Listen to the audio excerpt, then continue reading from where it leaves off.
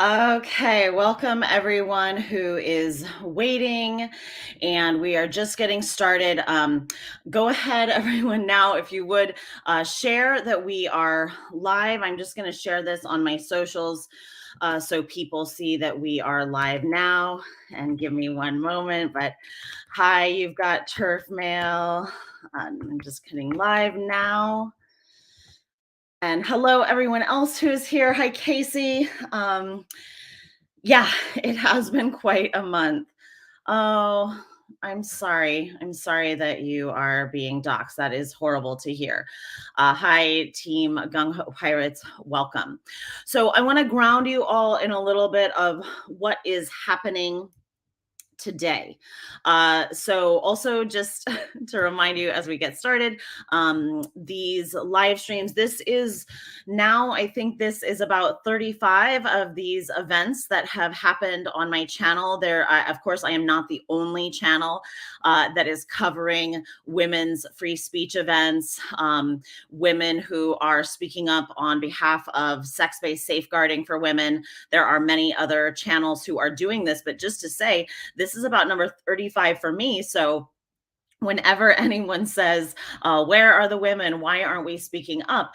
What we are doing, and what I always talk about, is we are creating a record of our dissent. If you look in the section, in the playlist on my page of protests, rallies, public speaking, this is the record. Now we can see this has been going on now for over 2 years that I've been involved. And of course, I've only been involved for 3 or 4 years and doing activism, doing public activism now too. But these are the records of our dissent. This has been going on for quite a long time.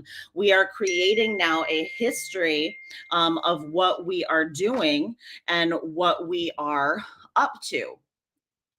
All right, I need to put my phone on silent. I have other things going on. But nope, stay. I thought I meant to do not disturb for 1 hour. Okay.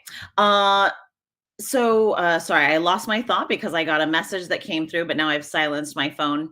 But what we are always doing is we are speaking up for women's sex-based safeguarding provisions. Today, we are going to be with women very soon in New Jersey, speaking in Trenton, at the Capitol, speaking up for keeping prisons single sex. And I want to share with you, I don't know if everyone saw this, but I do want to share this with you.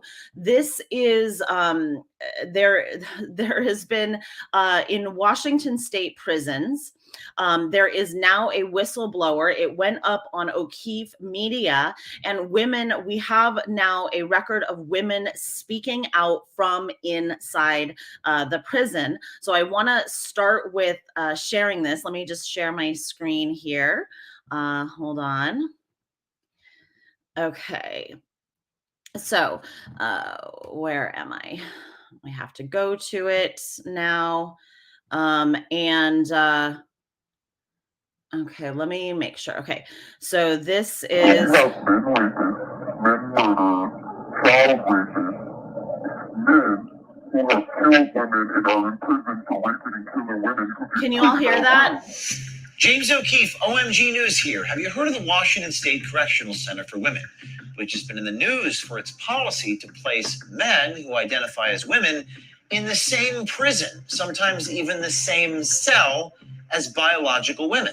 Imagine coming to your room one day and you're in close custody and you turn around and there's a man standing there peeing in the toilet because you have the doc members in your room and see you. There's nothing you can do. What you just heard and what you're about to hear are multiple inmates describing their experiences with transgendered women, formerly known as men, within the women's prison.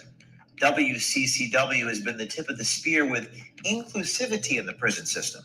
To protect the at-risk individuals involved, we've taken steps to conceal the identities of the sources and the inmates. I know there's some having sex with women. There was some, assaulting, but no one reported it. Normally in institutions you have segregation is always going to apply, no matter what institution that you're at, all across America. But somehow in this institution, they are adapting ways to apply these so-called mandated laws that came out of nowhere to prohibit segregation for certain individuals. Let's just say sex offenders. Usually sex offenders are not in general population. They're always in the population of their own. Some of these men are not confused. They're just manipulating the system. It's not equal because we don't get the same care and treatment that the trans get in here. Yeah, because don't they get special bras, special everything, special everything. They kind of cater to the trans community. All you have to do is say that you are a woman, that you now, when you're in counties, say that you identify as a woman and you can come straight to here from county. You don't, the guys don't even have to go to the men's prison first. What? Some of these men know that they're men. They're not trying to be a woman. They just say that to come here, to have sex with women during their prison sentence. There's nothing you can do but say you're going to kill yourself and then go down to the crazy unit to get out that room. If you refuse to go back in there, you get a major, you get in trouble. I told all this to the assistant secretary. What'd they say? This is things they're going to look into. I shouldn't have to go to the ward and back there because I don't want to live with the man. I don't have anything against that. I just don't want to sleep in there with them. We wrestled over the decision to do this story. It was a painful and difficult one because despite our best efforts, the possibility of retaliation always exists. But the thought of letting this continue and allowing women who are confined to be raped with impunity was unconscionable to us, and the women themselves, knowing the risks, agreed to let their interviews be used. My safety is now in jeopardy because I cannot voice my freedom of speech, but it doesn't apply anymore because now they're implementing this new gender equality law that forces us to conform to what they want us to believe in about the transgender.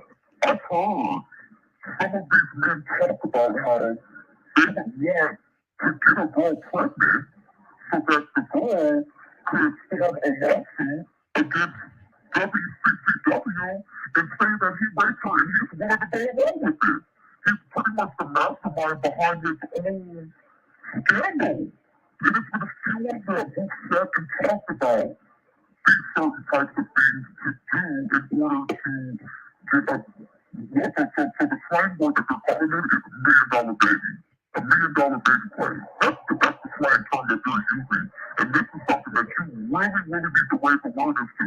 A lot of the men in the men institution are literally coming up with strategies in order to conform to the transgender thing. They're taking all the necessary steps that they have to in order to get on the applications and the lists and things like that to go through the whole process just to get here, just to do that. We don't have a voice. We don't have a leg to stand on.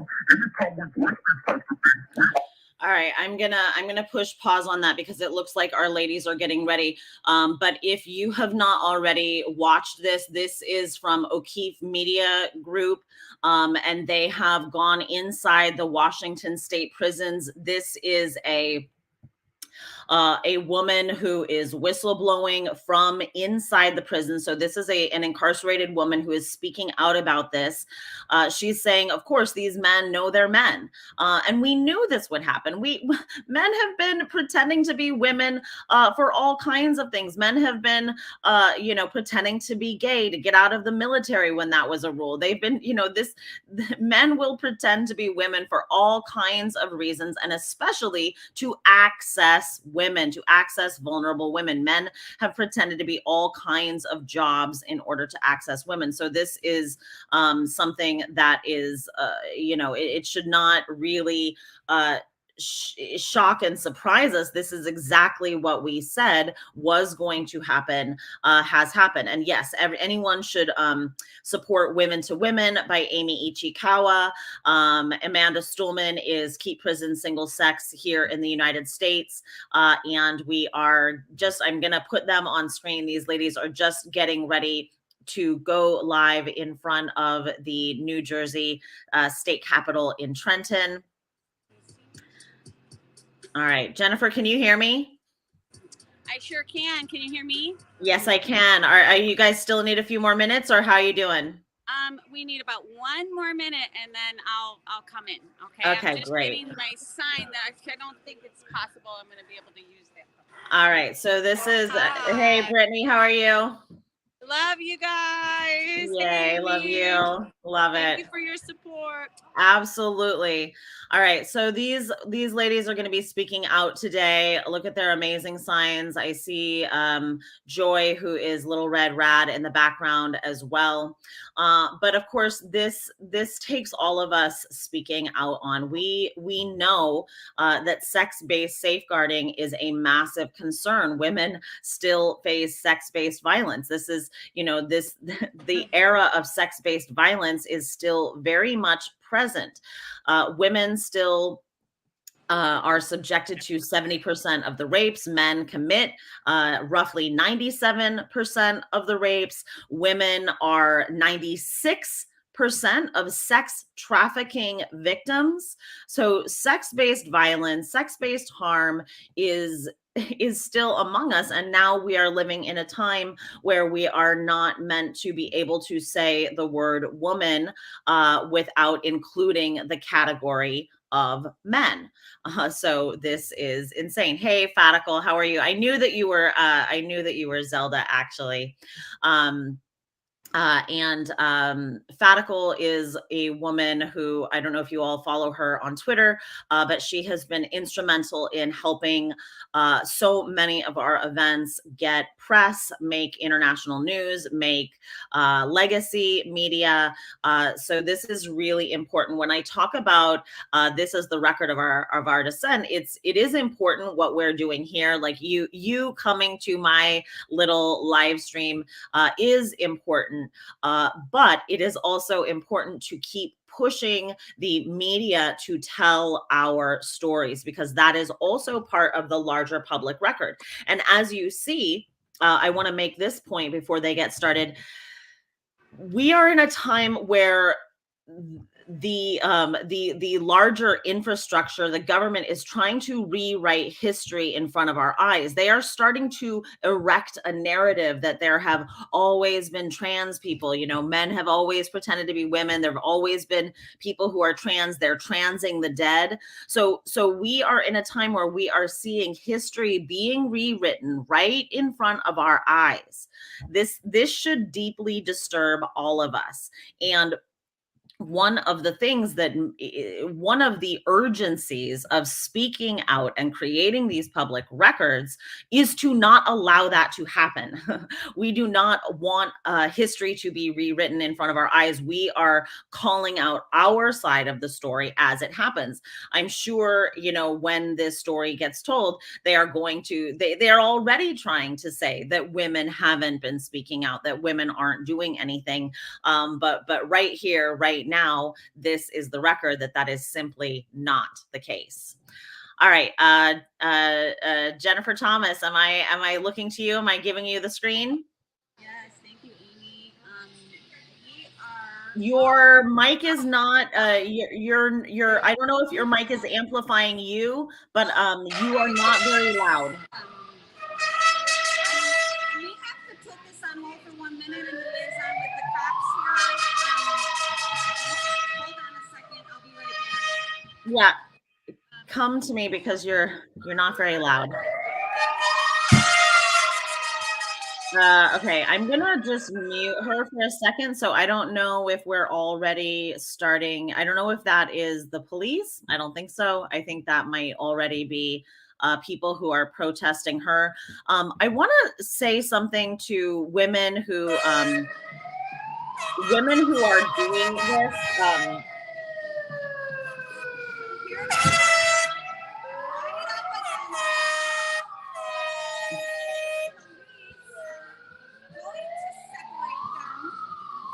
Oh, shoot. Our equipment. No walls, no nation, trans liberation. No walls, no prison, trans liberation. No walls, no prison, trans liberation. No walls, no prison. Jennifer, we're having a hard time hearing you. No walls, no prisons, trans liberation. No walls, no prisons, trans liberation. No walls, no prisons, trans liberation. No walls, no prison, trans liberation. No walls, no prison, trans liberation. What the fuck is going?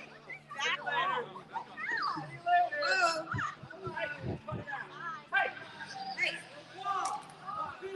Goodbye. Goodbye. You are unwelcome here.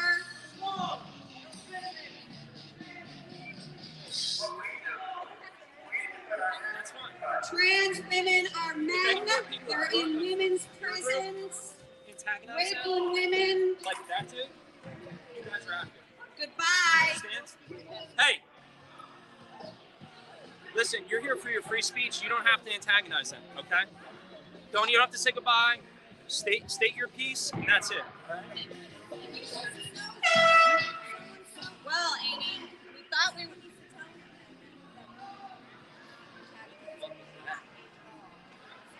Well, they shouldn't have even been left behind the barricade. Hi, Amy. Okay, we're ready to begin. Welcome to Justice Speaks, Free Speech for Women. We do have some counter-protesters here, but not too many, and I think we're going to be able to have, good sound, and women will be heard today. Let me get my glasses on here.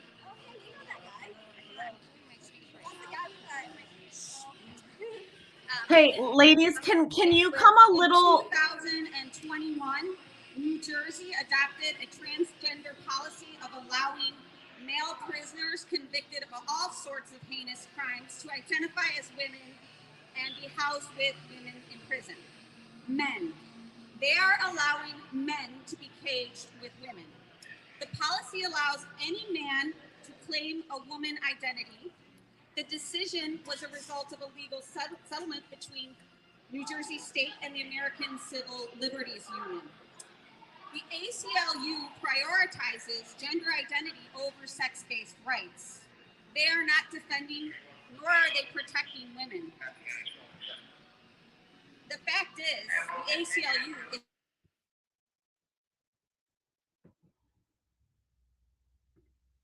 Uh-oh, I don't know what happened to them. Friends, okay, we're gonna keep them on and see if we can get them back. Yeah, women speaking is not antagonizing men. Here we go. Okay, good. Demetrius Minor was convicted of murdering his foster father and transferred to Edna Mahon after claiming a woman identity. Minor used his man parts to get 2 women pregnant. He is now sent to the juvenile facility in New Jersey because of that. And the women that he got pregnant were put in solitary confinement. Protective custody is what they like to call it. One baby has already been born, a girl. And what will her life be like without a mother or father? Why did the state sanction this? Why does the state want motherless and fatherless children to be put in the system is really kind of what I'm wondering. Neil LeBlanc is 6'7". He's serving a 30-year sentence for murdering his roommate in 1995. Inmates report having to shower next to a 6'7" man. Do you know how many women are 6'7"? It's like 0.01%. There is no denying that is a man, and they are having to be naked in front of this man showering. The list goes on, and women, we know women are being hurt. Yet we are still prioritizing men's feelings, convicted felons' men's feelings over women's safety. And we're here to say, get them out. We We want these men out. Get them out now.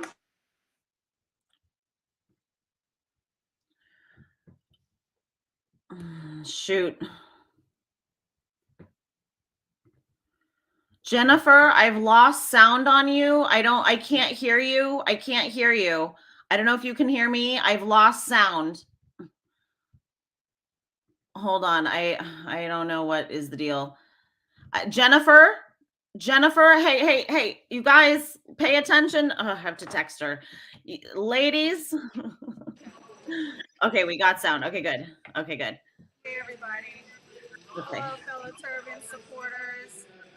You guys have no idea how much your support means. You have no idea how knowing that there is a team of women across the United States and across the world who have our back. So when we stand up against this wall of aggressive detractors, we know you all are watching, you have our back, and I cannot possibly be more grateful. Women are not protective custody for mentally ill men. They are not the support animals for men with a perceived disability. In 2012, Edna Mahan was deemed too costly to run because of the low numbers of inmates they had booked in the facility. To remedy this, the New Jersey Department of Corrections shut down New Jersey's only women's facility and transferred the booked women to a men's facility. In response, the American Civil Liberties Union, also known as the ACLU, filed a lawsuit against the New Jersey Department of Corrections, contending that it was in violation of the civil rights of the female inmates to be housed in a male prison because they were subject to male-specific programming that met the unique needs of men, while disregarding the unique needs of the incarcerated women. It seems that a mere 10, 11 years ago, the American Civil Liberties Union understood that men and women were distinct classes, that women are a class that has unique needs and unique vulnerabilities. And by not meeting these needs, by lumping them in with men, you are transgressing against the rights, the well-being, the constitutional protections afforded to those women, and that it is not okay. So what happened? How did we get here? The women returned to Edna Mahan, where they faced a decade of ongoing turmoil, corruption, and mismanagement from the facility, resulting in a multitude of lawsuits alleging abuse against the female inmates, both verbal, sexual, and physical. It's been clear for a long time how much we value the lives of these women, which is virtually none at all. Then in 2021, nearly a decade after the original lawsuit brought by the ACLU against Edna Mahan regarding female inmates in male prisons, the ACLU filed a new lawsuit against the Department of Corrections, demanding that males who self-identify as women with no other justification be allowed to house according to their gender identity. What is a gender identity? Can anyone give me a clear answer? Because I can tell you what a woman is. A woman is an adult human female. But to this day, for the amount that I must speak out against gender identity, I still don't really know what the hell that means. But let's try to piece it together, shall we? The concept of a gender identity is this mystical, intangible belief that is akin to a religious belief. I thought we had a separation of church and state. Am I wrong? The idea that each person has some internal essence that identifies itself as either man or woman or demigirl or demiboy or boy-girl unicorn or horsey cat meow mix, or any combination of those. And that this gender identity exists entirely independent of any sort of biological reality.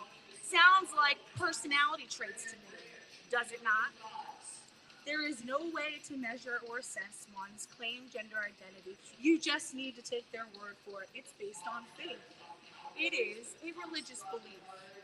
Trans, therefore, is a cult. The The ACLU filed this lawsuit against the New Jersey Department of Corrections to allow inmates to house according to their abstract internal sense of gender identity, a demand to which the Department of Corrections quickly acquiesced. They put up no fight. Clearly, we know that they don't give any kind of a shit about women. And they confirmed it.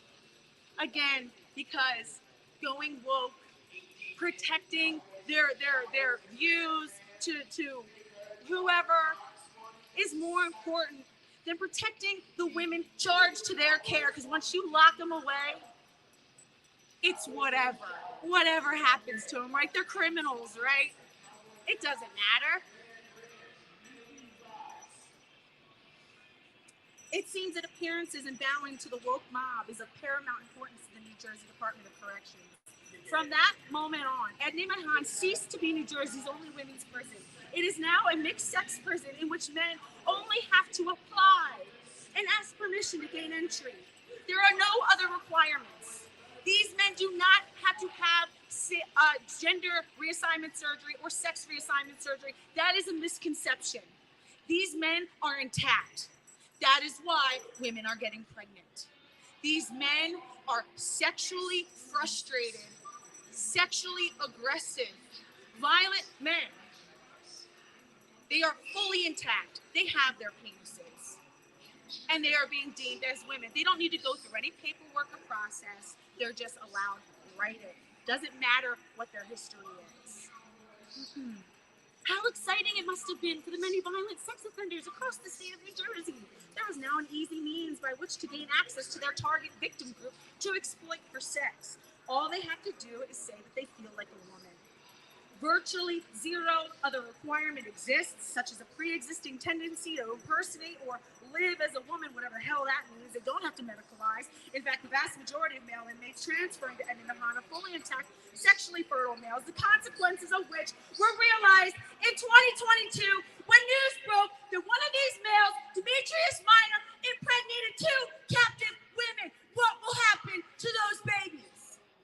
They will be released, ripped from the arms of their mother within 24 hours, and sent to be wards of the state. Are you out of your mind? But just be kind, right? Just be kind. Oh, it's okay. I'm live, baby. I'm live. We got thousands of people tuned in. No one can hear you. What's really good?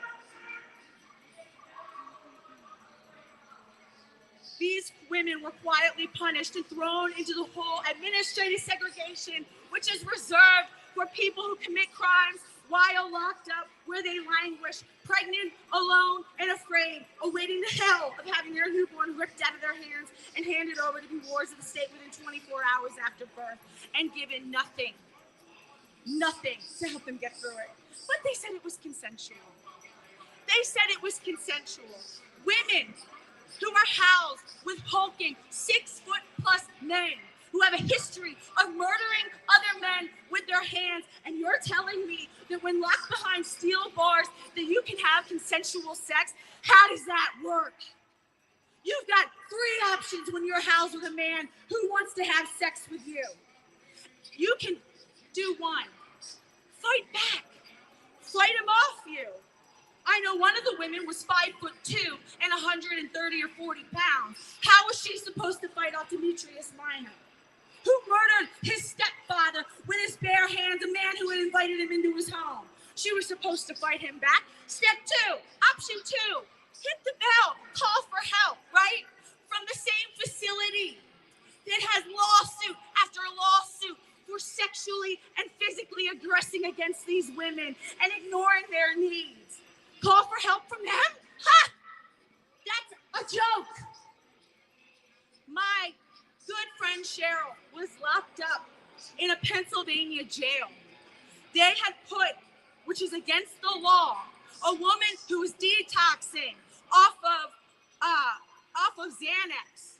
She said they were overcrowded in the cell. One person was on the ground on a boat. She was on the bottom bunk, and the other girl who was detoxing was on the top bunk. All of a sudden, she said she was laying there. The bunk started shaking. She said, yo, what are you doing? Knock it off. The girl didn't respond. It started shaking the bed again. She got up. She said, yo, I told you to stop. Before she could finish her sentence, that girl fell off the bed. She said says she didn't have time to think or react. She tried to grab her but couldn't. The way that girl fell, it was immediately obvious that she died on impact. They mismanaged her care. They were freaked out. They said, oh my God, we have a dead body in the cell. The two girls got up. They started screaming and banging and begging for help, hitting the call button. You know how long it took for them to get a dead body out of their cell? 3 hours. It took them 45 minutes to get someone's attention. If you have a man who wants to come and have sex with you, who's sexually aggressive, you think they're coming to help you? What's your last option then? You either fight him off, you ask for help that isn't coming, or third, you close your eyes, you grit, and you bear it, and you wait for it to be done. Because you're trying to get home, because you have children waiting for you, because you just want to do your time peacefully and safely. This is what we've done. We know that sex while incarcerated cannot be consensual. The haphazard methodology of developing policies which have grave consequences on the lives to which they are charged to care is unacceptable. There is astonishingly little oversight in the formulation of these prison policies that are allowing intact males into the terrified women's quarters. And the DOC is given a vast net to make up policies and change them as they go. The only reason we are talking about this is because of the brave female inmates of Edna Correctional Facility who decided to stand up, and they wrote letters and they said, we're scared. No one will listen to us. We need help. No one cares. Well, guess what? We care. We're speaking up. We are the voice of the voiceless. You're not alone. We hear your cries. Your life matters. It's all protect Black women until it's a man with a dress, until it's some 6'5" man who's abusing his son, making him call him mommy. What's wrong with you, bro? Let your wife go, you weirdo. The policies regarding the issue of housing males amongst women are vague, and they allow for preferential treatment with little process for checks and balances, weighing the needs of the women incarcerated and in the line. Well, you know what? We say enough. We say enough. Get men out. Thank you, Brittany, for your passionate speech. Up next is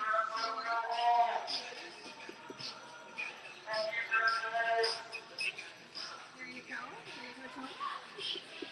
Hi, everyone.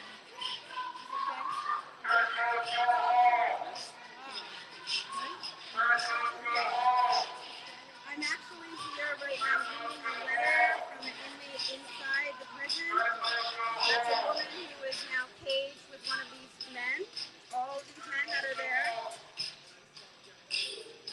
The woman's name is Tequila Hyatt. So I'm speaking on her behalf because, as we pointed out, these women do not have a voice. If you do not have a voice to say no, you do not have a voice to consent. That is why we're here. And I'm here to share her voice on her behalf. She said, thank you for taking time to reach out to me. I very much appreciate the work of you and others in spotlighting this utterly insane Louder, ladies, if you can. facilities. The following is my statement to read at the upcoming rally. We know male bodies are dangerous to female ones. We need only look at rape and domestic violence statistics for confirmation. Women are especially aware of this basic fact. Now we are being forced to suppress our most base human instincts, self-preservation, for the benefit of males, many of whom are convicted sex offenders. When the males arrive, they cease hormone injections and continue living their lives as men. In other words, they drop the act and start doing what they came here for. They engage in sexual relationships with the women, manipulate them into purchasing their commissary, and have no qualms about bullying anyone who disagrees with them. You love the camera. Oh, sorry. Yes. I personally have been threatened with violence and had multiple false allegations made against me as retaliation for speaking up. While the state concerns itself with the alleged safety and dignity of men who merely claim womanhood, it ignores the true safety and dignity of actual women in its only female correctional facility. Thank you for your time and support. Thank you, Joy.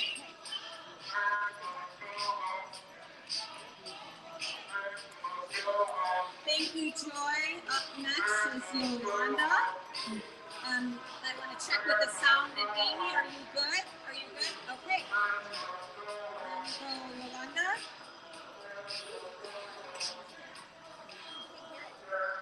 Hello.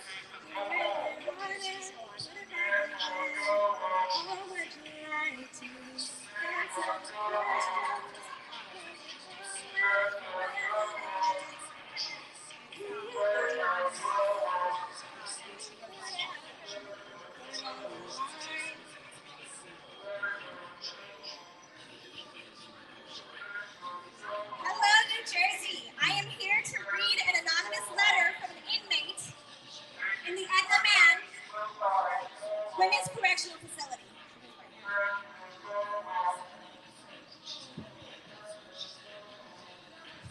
The person who wanted to remain anonymous will be referred to as M. And this is her statement.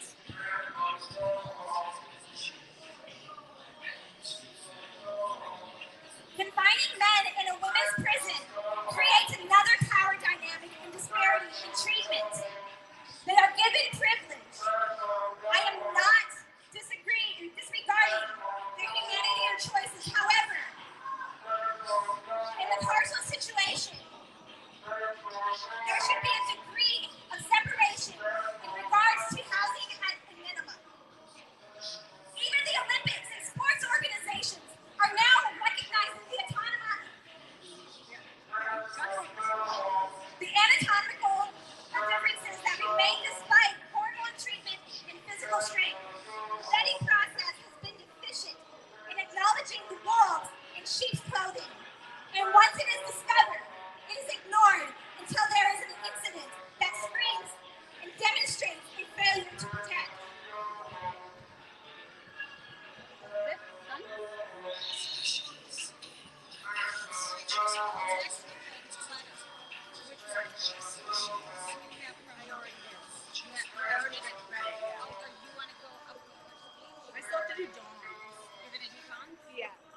Okay, Brittany is up next. She will be reading a letter from Dawn, a prisoner at Edna Man. Just give us a little second. It's a little discombobulated in here with all this noise. Here you go, Brittany. This is a letter from Dawn. Is this on? It should all be on. We are home, my love. We are home. We're never going anywhere. Cry about it. This is from Dawn Jackson. Hi, Brittany. I hope this finds you safe and well. I'm hanging in here the best way I know how. I just wanted to stop by, check and see if by chance you received the email I sent you earlier this week.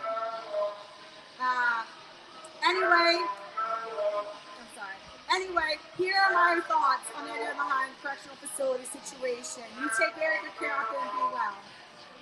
My story. My name is... It says, my name is Dawn Jackson. I'm incarcerated at the Edna Correctional Facility for women located in Trenton, New Jersey. When I speak about the psychological turmoil being presently housed with trans-identified males, confronting that issue and how it affects me has much to do with the traumatic remnants of my unfortunate dark past.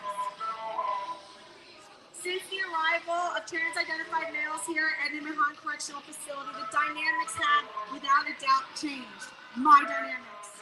As a survivor of incest, and ongoing childhood sexual abuse. Psychologically, it's been a great challenge being housed with trans-identified males still equipped with their manhood. I've discovered an involuntary camouflage about myself, feeling compelled to appease human beings, trans-identified males. I'm forced to live around and or be housed with, all for the sake of my physical, mental, and emotional well-being. Having to endure the unfamiliar era of confinement, I live with the emotional and mental reflections I have fought long and hard to disregard in my past life.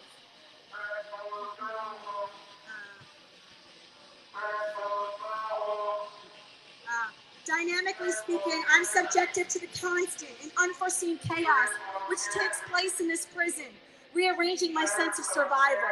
And although I mentally distance myself, it's not at all with judgment towards any trans-identified males, but instead a defense mechanism which sustains me, keeping me shielded and safe from what their harm that they can bring. Being subjected to live amongst trans-identified males who remain equipped with their manhood is extremely overwhelming and difficult for me. I was repeatedly raped as a child into my teens. Am I living amongst any rapists? And sidebar, yes, unfortunately, several. Trans-identified males do not belong closed and confined in prison settings strictly meant to house women and females born feminine. Trans-identified males should in no way be housed here at Ninahan, period. I've overcome many obstacles in my life, and so while I passionately and persistently continue to fight for my freedom, clemency application submitted 5 years ago to Governor Phil Murphy, behind these confined walls, I'm now forced, having to learn, trying to survive the unforeseen dynamics of having to live again amongst trans-identified males. But why should I have to? This is greatly unjust. Additionally, sorry guys.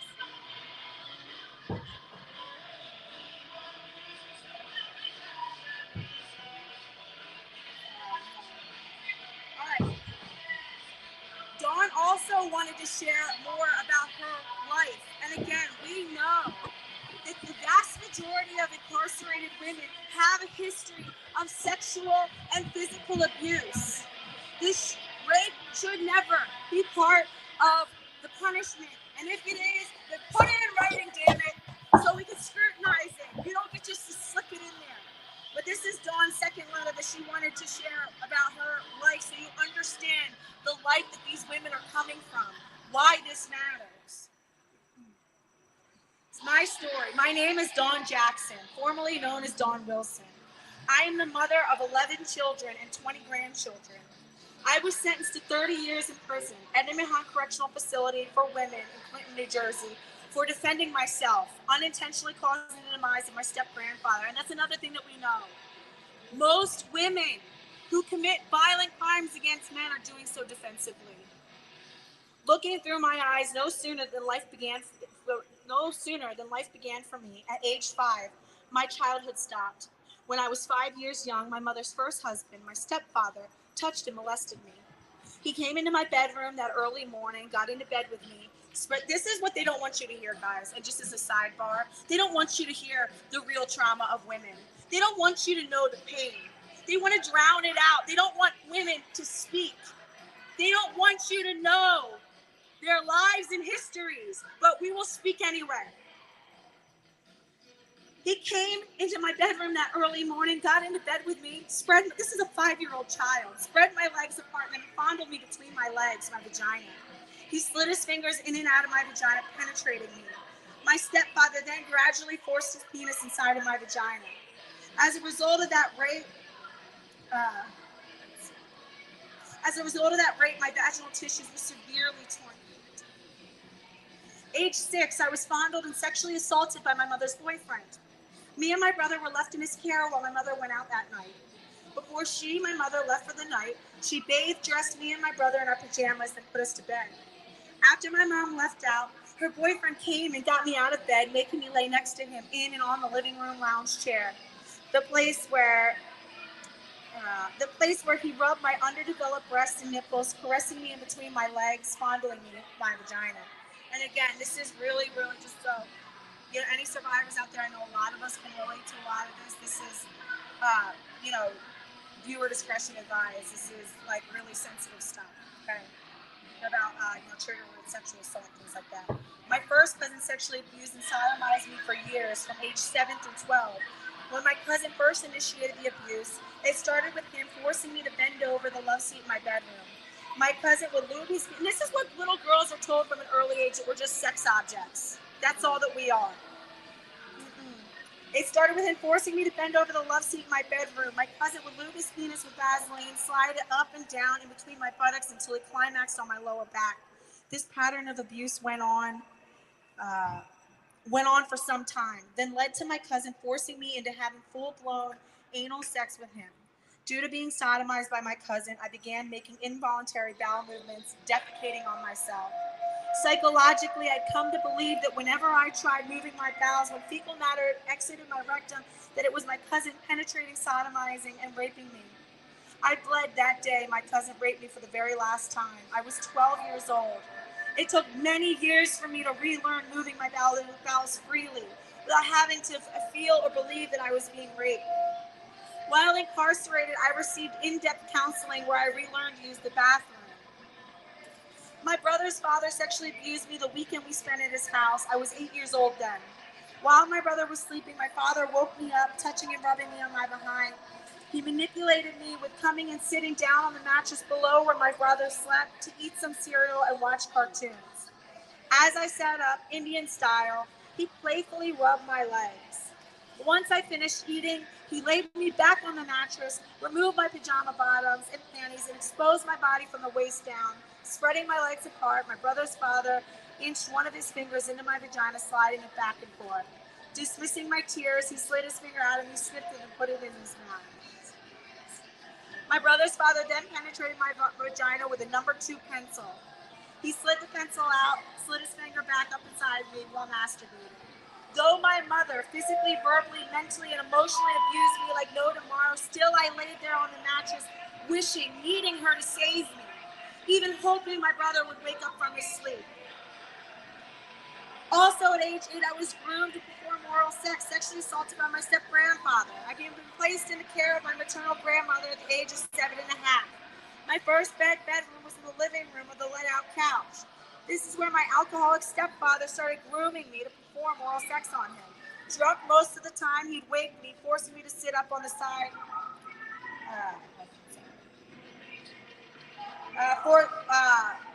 On the side of the couch. My biological father sexually assaulted me when I was 11. I'd gone down to my paternal grandmother's home, where my father was living at the time, to pick up money for a vacation. I remember going downstairs into the basement to see my father. No sooner than he had put money into my hands, he grabbed and fondled my breast, pinching and twisting my nipples hard. He groped me. He slid his hands over my stomach, inching his way to my private area. No fault of my own. I remember how I felt embarrassed and ashamed. My own father, standing before me, violated me. I couldn't look up at him, so I let the money drop from my hand and I ran upstairs as fast as I could. The grooming I knew all too well. I lived it. The environment of my early ages crossed over into my adolescence and adult years, whereas my life seemingly became a reflection of life I witnessed in my own mother's. I was exposed to my mother having sex, using drugs, physical altercations with the men in her life, not to mention the constancy of domestic violence in both mine and my mother's relationships. And so the constancy of these factors was what I had come to live out. Life as I knew life to be. I ran from the life I had been exposed to from an early age. Growing up, I ran to the life I was groomed to know. The love I craved from my mother but didn't receive from her, I went elsewhere, looking to find that love. I used my time in prison to take back control of my life through therapy, groups, counseling, furthering my education, and my faith in God. Never completing and graduating from high school, I made the decision to get my high school diploma. Then went on to pursuing and achieving my first college degree, an associate's degree. I challenged myself to do better, and I did so for the sake of overcoming, surviving, and being able to go on living my life. My traumatic past has not ended in vain, but through my story, I am in hopes of saving and empowering all women who relate to a story such as mine. To this day, I continue to want to do better, so I do better. And so I do better because I want better. My traumatic experiences were very real. Fears which have transitioned into the platform I believe in and I stand upon. I worked through dark and difficult storms that did their best to keep me stagnated and mentally bound. I made up in my mind, refusing to no longer be a victim of and to anything in my life. I continued my education for healing, reaching inside myself for the doses of wisdom and knowledge I'll need in life for the rest of my life. Not always an easy task, but I believe in surviving. I strongly believe that the things we go through in life, whether it be negative or positive, the stories and tools and how we might have overcome, they're not at all meant for us to keep to ourselves, but instead for us to share. Again, I hope to save and empower vulnerable women who have yet to save themselves. Since my incarceration, I have remained without any disciplinary sanctions. My institutional record has been and remains unblemished. I have now also completed 67 institutional programs. I am in the midst of pursuing my bachelor's degree in criminal justice. Over 5 years ago, February 23rd, 2018, I submitted an application to New Jersey Governor Philip D. Murphy in great hopes that he would mercifully commute the remainder, as of date, 6 years, 4 months of my sentence. I ask that you please sign, support, share my online petition, which is Help Dawn Jackson Gain Clemency, going to change.org, and I'll make sure to get that post around. Kim Kardashian found great interest in my story back in 2019, and as a result, I, along with 4 members of my family, were featured in her documentary special, Kim Kardashian West, at the time, The Justice Project, on April 5th, 2020, on the Oxygen Channel. 4 other participants from different states have been released from prison, while I remain the last one waiting on consideration, clemency from Governor Murphy. Dear Brittany, thank you so much for taking your time to acknowledge my story. Walking through my trauma wasn't easy, but with in-depth counseling, therapy, friends support, family and friends support, my faith I overcame. Though I've been incarcerated for so long now, over 24 years, this is someone's grandmother, away from my children, but more importantly, my children without their mother, and the loss of my oldest son last year to cancer. Failed appeals, no word from the higher ups, the governor. Let me tell you, my sister, resilience is powerful, and again, they're not coming to help anybody.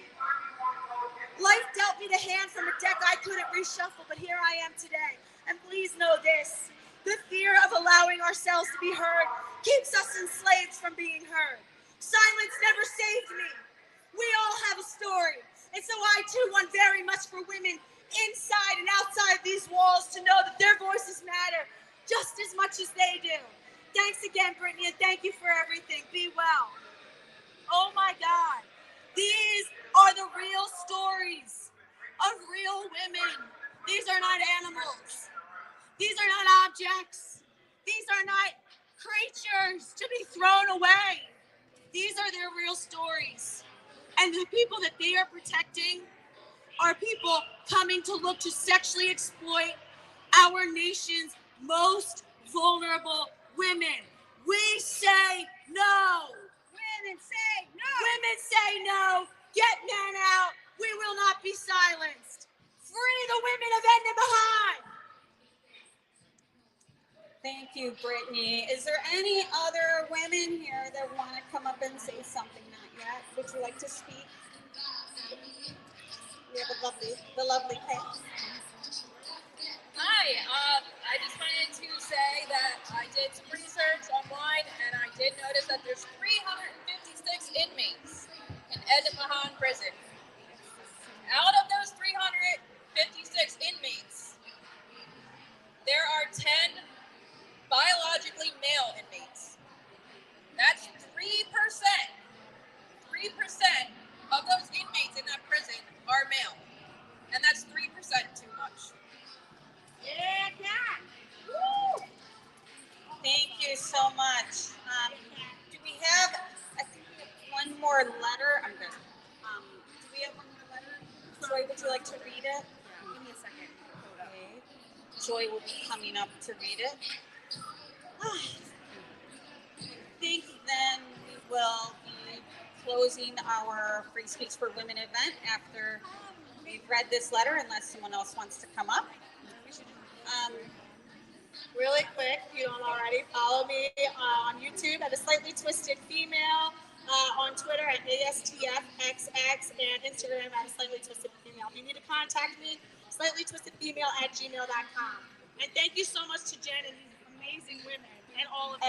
Yes, and thank you. And you can reach me at RevFemStreetBeat, RevFemStreetBeat on Twitter. Joy is coming up. Thank you, Joy.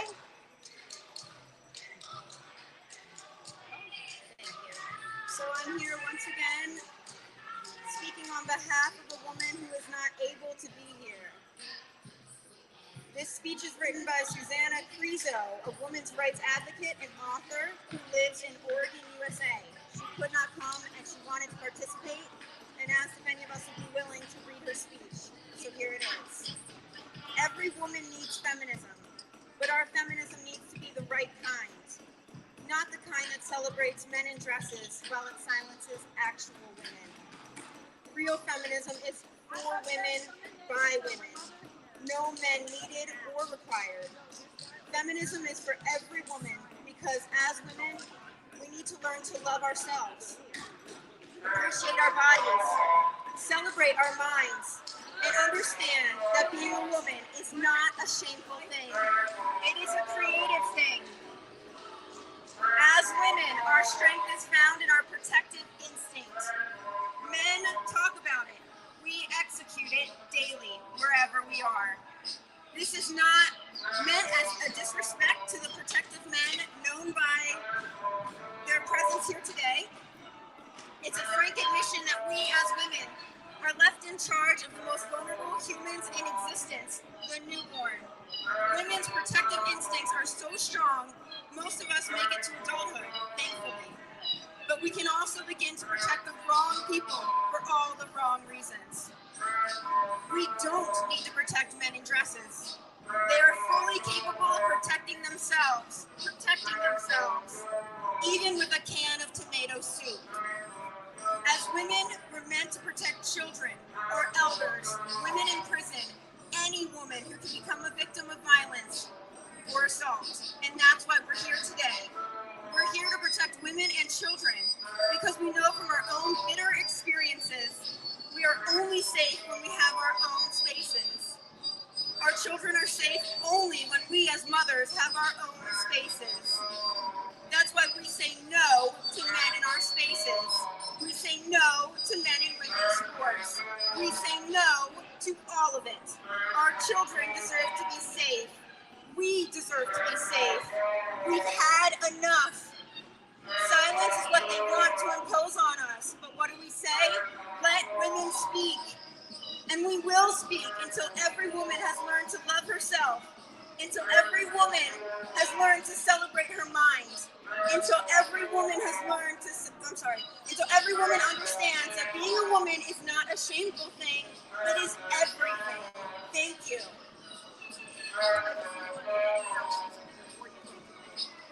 Thank you, Joy.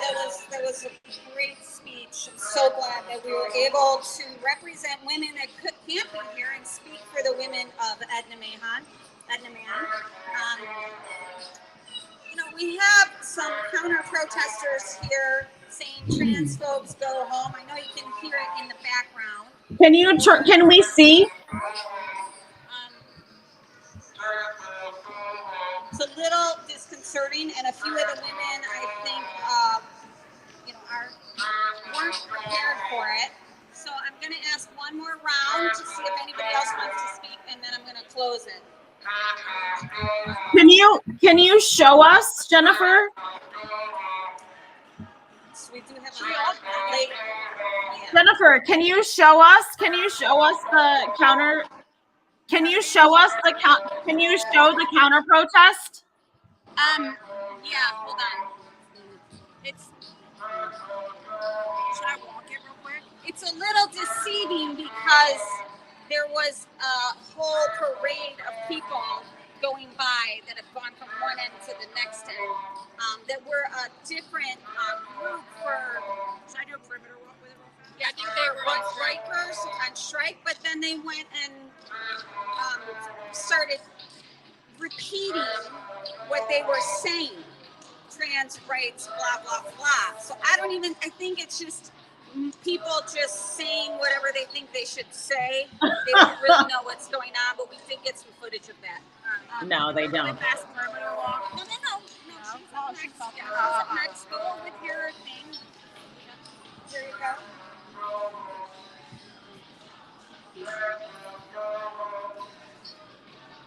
Okay, my name is Julia, and I write about women who are in prison with intact males, women who have been raped, attacked, abused, and some of these women are so despondent that they're considering suicide, especially in California, where we have another 200 men waiting to come into women's prison. I'm going to read just a few of these men who are now housed with women. All of them vicious murderers or rapists or both. We have Ramel Blount, who is in Rikers Island in New York, raped a female inmate as she was exiting the shower. Richard Mascot, who amputated his own penis, but then used foreign objects to rape his cellmates. Rodney James, he was convicted of kidnapping and murder, sentenced to life.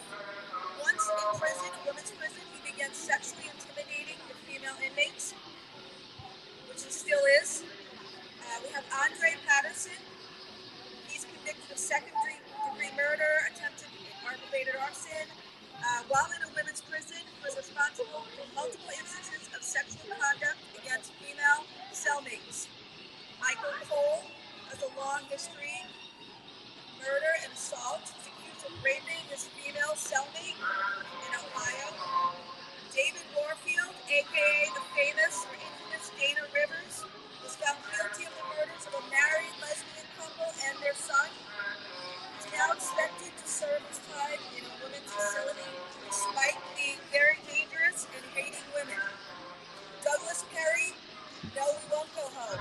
Douglas Perry, aka Donna Perry, serving a life sentence for murdering 3 prostituted women. His house in Washington, where he's now harassing his female cellmates because he's a straight man and a degenerate. We have Thomas Preston Lamb, who is identifying as trans after kidnapping one woman and murdering another. He's serving 3 life sentences, and he was put in a women's prison with his penis in Kansas. Sean Gustafson has 30 years to life for molesting 2 children under 10. He was put in a women's unit where he sexually assaulted several cellmates, women. Eric Padilla was convicted of attempted murder. He's serving his sentence in a women's prison where he's harassing his female cellmates. The list goes on and on. These men do not belong in women's prison. Most of them are straight men who are pretending to be trans, to be transferred. And even if they are trans, if there is such a thing, they belong with men because men are no kind of women. They are just different types of men. Thank you. Get men out of women's prison. Thank you. Hi, thank you so much. And Joy has a short speech that she wanted to, her own speech that she wanted to say. You're up next. Hello, bear with me for one more speech. This time it's my own words and my own anger that I'm here to express. I am a victim advocate, but I'm also just an ordinary American woman. I have no political affiliation, no religious affiliation. I'm just here to speak out against the dystopian horror that is an ideologically captured America. There is no us versus them. There is no sides when it's about reality. There is only reality. Those willing to acknowledge it and those forcing others to try to pretend it doesn't exist. When you affirm without question, when you accept and affirm and validate these men in women's prisons without exception, even though no one even proposed an exception, then you are also affirming, accepting, and validating rapists, murderers, pedophiles, and fetishists. That is not a political statement. That is fact. That is basic reality that we know. Listen to the words of the women in the prison that said when they arrived, they ceased taking hormones. I'm here to speak out on their behalf. Speak out against, as Brittany said, the prison telling us these women had consensual sex. Another reminder that there is no consensual when you're in prison. That's why you're there. So I'm here to speak out for those women and all women, because we're here acknowledging reality and being punished for it and intimidated and silenced. This is America, land of the free, right? Many of us can get that far. Land of the free, free speech for women. Men are men and women are women. But the second half of that is home of the brave.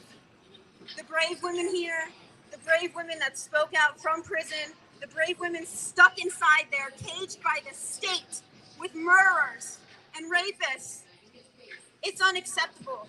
So stand up, speak out, never ever be silenced, because if we weren't here, if this handful of women were not here speaking out against this, there would be no one. No one. And can you imagine that? Can you imagine being stuck in there with those men? I can't even imagine sitting at home, watching it unfold and seeing no one saying anything about it. Without us, then who? There would be no one. So speak out every chance you get. That's why we're here. Thank you to all the women who made this happen, who spoke out and who donated. Thank you. Thank you for having me. Thank you. Yes. Woo! Can I say one more thing? I'm so sorry. I didn't even write down my speech because there were only 6 words that I needed to remember to say, and I almost forgot. But everyone remember these 6 words, 3 sentences. No men, no exceptions, no apologies. Thank you. Thank you, Joy. And her speech reminds us, there's 2 babies. There's 2 pregnant women. 1 baby has been born. And I'd like to leave everyone with the question of how many rapes does it take to get 2 women pregnant?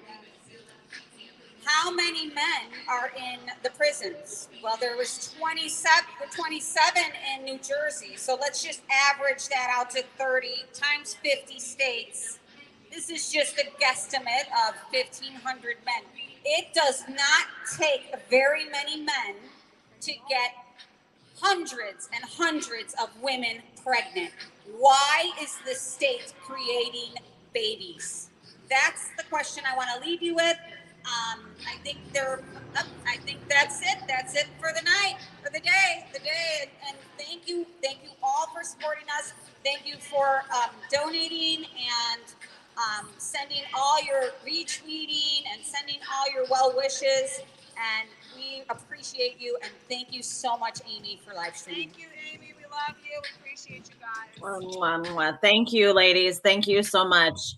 I appreciate you being there so much, standing up. Thank you for all of those letters read from the incarcerated women. When we retweet this, it would be great if Brittany and Joy want to put some direct quotes from those women, because I'd love to retweet this with some direct quotes from incarcerated women, if you can hear me. What did you say, Amy? I'll text you. I'll text you what I want to tell you. I'll text you. But will you? Love you. Bye.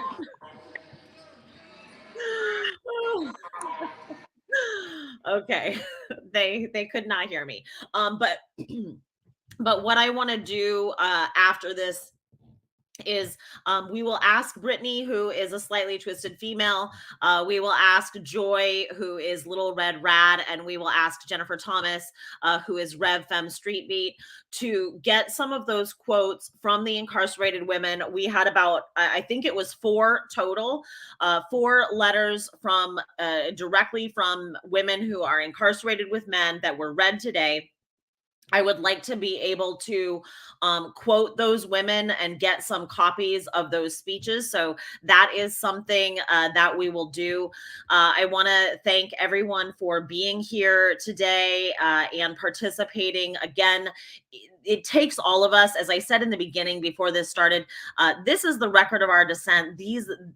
Doing these live streams is us creating the record, and we need these women to speak up.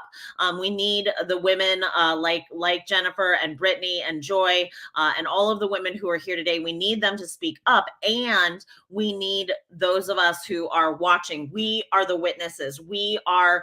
It's a reciprocal relationship where some women speak and some witness. So us being the witnessing these events and speaking and sharing these events, this is just as important. Being witnessing what is happening is part of it. We are witnessing those incarcerated women's stories. We are empathetically feeling their pain, feeling what they are going through. I know that some of those stories were hard for you to hear today.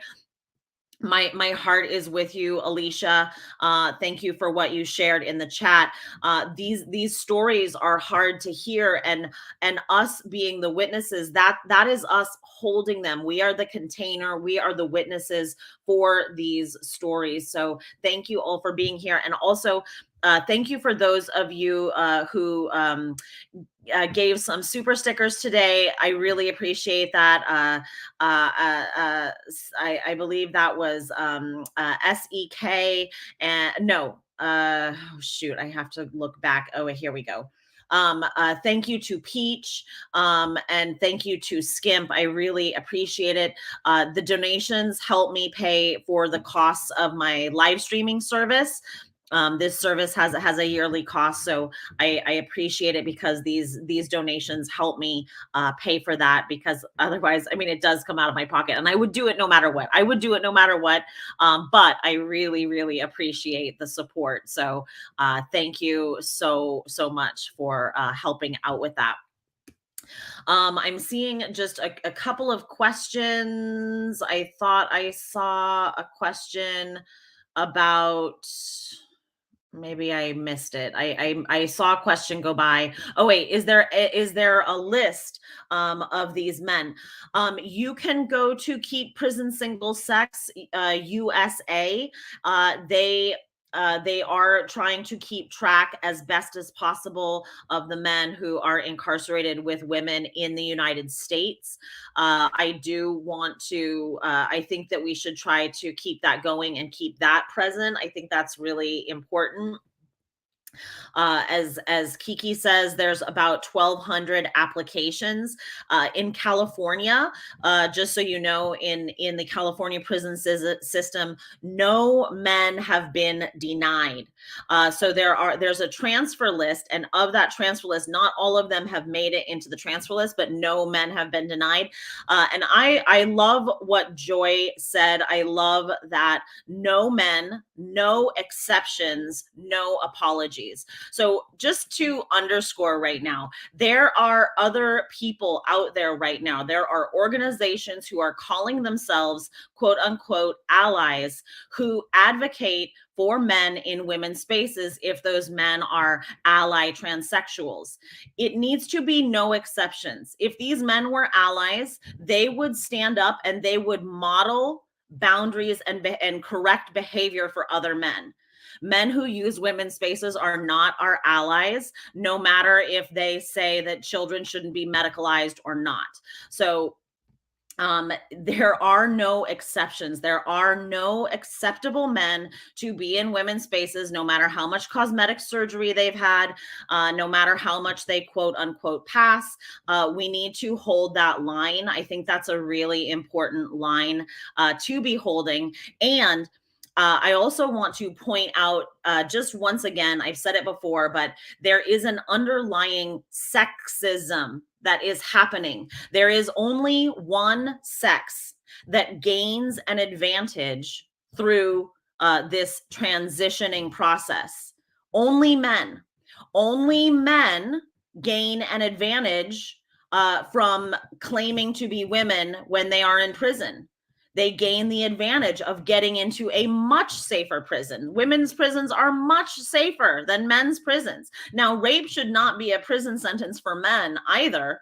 But they gain a distinct advantage by claiming to be women. Women do not gain any advantages. Incarcerated women who claim to be men do not gain an advantage. Of course, they are not put in men's prisons because that would be insanely unsafe for them. No women are being transferred into men's prisons. Women do not gain any advantages from claiming a new identity.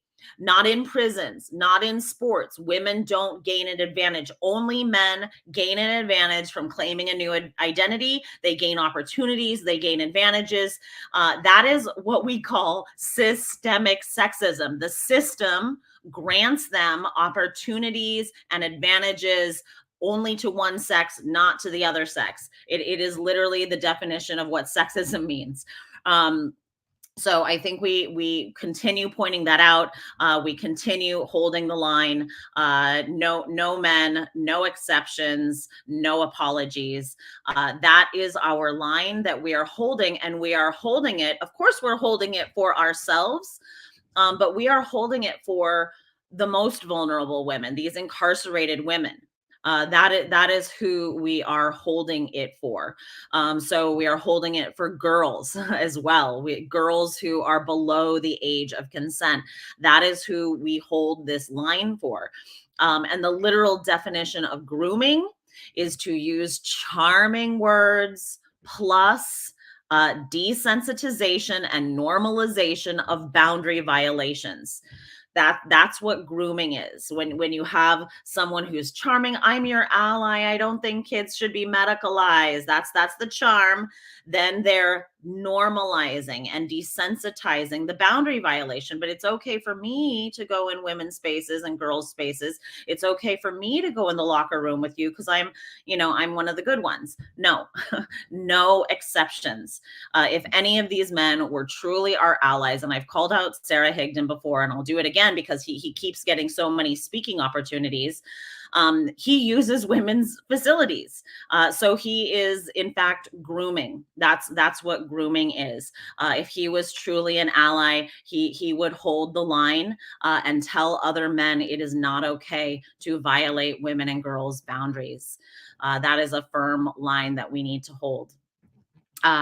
So thank you all for being here. We're going to get some of those speeches. We'll start putting them on Twitter and other of the other of the social medias. But as Joy said, no men, no exceptions, no apologies.